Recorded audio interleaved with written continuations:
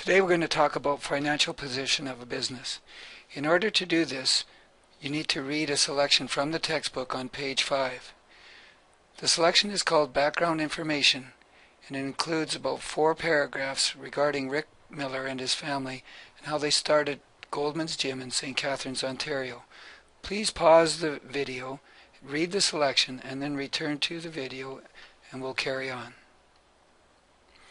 The purpose of accounting is to provide financial information for decision making. Every accounting system must record the day-to-day financial activities of a business, and then, at certain points, summarize and report information in financial statements for analysis and decision making.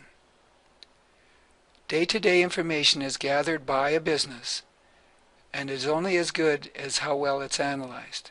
At certain points, business owners will take a look at the information, prepare certain reports, and this will help them to make decisions on how to run the business better. In order to understand a business, we need to understand there are certain principles involved. The first one is the business entity principle. This requires that each business be considered a separate entity. So if there are 2 businesses, their financial information cannot be combined together, otherwise it causes lots of problems and it's difficult to analyze. The financial data for the business must be kept separate from the owner's personal financial data. So an owner who purchases a car for personal use cannot note this purchase as an asset in the business financial statements. Personal information must be kept totally separate from business information. Let's take a look at the business balance sheet. Business balance sheet is a financial statement that lists the assets, liabilities, and owner's equity at a specific date. This is the official definition of a balance sheet. It's a formal report that shows the financial position of a business at a specific date. Here's an example of Goldman's Gym balance sheet dated June 30th. Notice that the assets are on the left-hand side of the screen and the liabilities and the owner's equity are on the right side. We have 2 new accounts here. One is called accounts receivable and the other accounts payable. We haven't learned about these types of accounts before. The accounts receivable accounts are simply accounts where our customers have promised to pay us at a later date and have yet to do it. So we have to keep track of this information in a special account called accounts receivable. The accounts payable account is also a special account that we use for debts that we have. We haven't as yet paid our debts that happen from time to time. These include things that happen on a regular basis, like payments for our hydro, telephone, cable, and so on.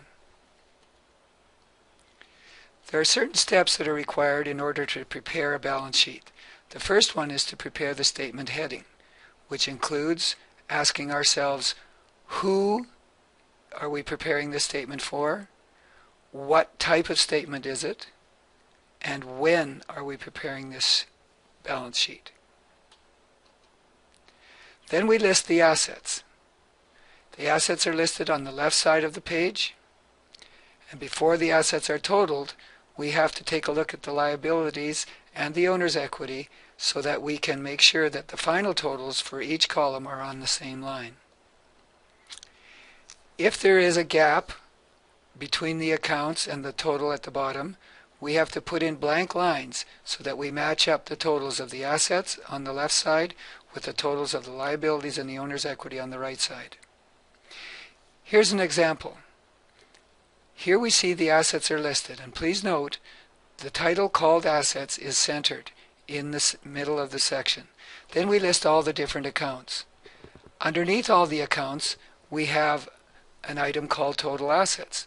This is where we total up all the amounts of these different asset accounts.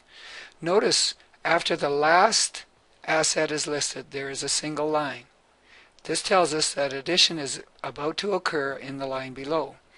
And then we actually see the final grand total for the total assets, and it has a double line under it. This tells us that this is the final number for this particular column. Also note that there is a dollar sign placed in front of the first item in the list, and at the bottom when we have the total. The next step is to list the liabilities. The liabilities are listed on the right side of the page. Notice that the title for liabilities is centered. Then we list the accounts under liabilities and their amounts. Then we have the total for the liability accounts. Notice that after the last liability account, there's a single line indicating that addition is to occur in the line below. We haven't quite finished yet with this column, so there is no double underline underneath the total liabilities. Next, we show the owner's equity. It's also on the right side of the page after the liabilities section. The final totals of the liabilities and owner's equity must be on the same line as the assets. This emphasizes the fact that the left side of the balance sheet equals the right side. Remember, assets equals liabilities plus owner's equity. Here's an example of the owner's equity section. The title, owner's equity, is centered. Then we list the owner's name followed by a comma and the word capital. Capital means money. So in this case, and in all cases, we write the word capital. There are certain facts that we need to remember when we prepare a balance sheet. The total assets and the total liabilities and owner's equity are written on the same line. We're only talking about the totals here. So on the bottom line, on the left-hand side, we have total assets and whatever that amount is.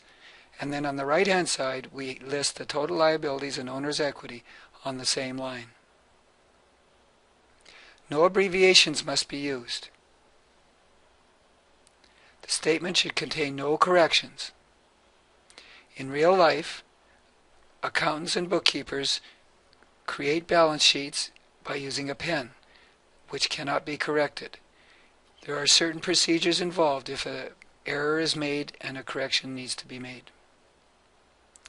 Dollar signs should be aligned with one another and placed beside the first figure on each column and beside the final total on both sides of the statement. Here are some additional terms regarding assets. Cash includes currency, bills and coins, bank deposits, checks, money orders, and credit card receipts. So when we write down cash, it could include any of these items. Accounts receivable is the total amount due from debtors. These are our customers that owe us money they have promised to pay at a future date. Office supplies are items purchased for use within the business office. Things like pens and paper and staples and paper clips and so on. These are included under office supplies. Liabilities are debts of the business. They include and are not limited to accounts payable, bank loans, and mortgages. Accounts payable is the total amount owed to creditors by the business for the purchase of goods or services. Now these could include things like paying telephone bills, hydro bills, gas bills, cable bills by the business. These are items that come up on a monthly basis and we usually pay them off by the end of the month. Bank loans refer to the amount of money owed to a financial institution for a short-term loan. Mortgage payable is an account that represents the amount borrowed from financial institutions to purchase buildings or land. Equities is a term that refers to claims against the assets. These are claims by the owner to the value not claimed by other creditors in the liabilities section. This is what the company is worth to the owner, or the owner's net worth. There's a certain order of items that are listed on the balance sheet. Assets have a particular order that must be followed. This is called liquidity order. It's the order in which the assets would likely be converted to cash. So, when we think of listing assets according to liquidity order, we have to think about how easy is it to turn this type of item into cash.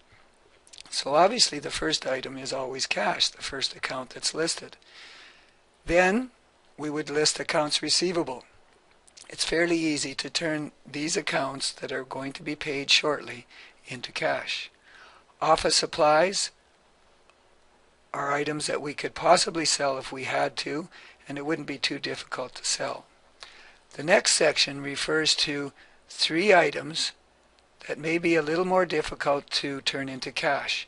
Difficult because it might take a few weeks or a few months in order to find someone that will be willing to purchase land, building, or equipment. Notice that these are in this particular order in the textbook. However, it might be somewhat easier to turn the equipment into cash, so I'm not going to be too upset if you put equipment before land and buildings. Liabilities are listed according to when they must be paid in full, and they're listed from the shortest term to the longest term. The payment date is called the maturity date, so liabilities are listed by their maturity dates. The earliest date will come first. Here's yet another principle that we must be aware of, the cost principle. When we list assets, we actually have to list them according to the price that we paid for when we bought them the very first time. Some people may think that assets could decrease in value or increase in value over time, which in real life they probably do. But in the accounting terms, we can only list the value that we paid when we first acquired the asset. Your assignment is to complete questions 6 to 9 and exercises 4 to 8 in the textbook.